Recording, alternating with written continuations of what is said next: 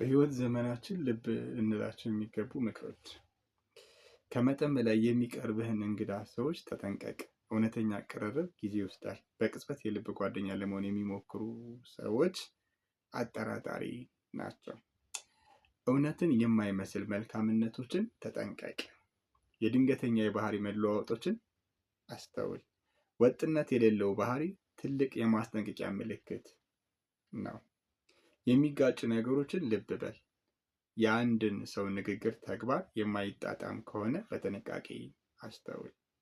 የሚቀርቡትን ጊዜ አስተውል። ሰዎች መቼና እንዴት አንተን እንደሚቀርቡ ልብ በል።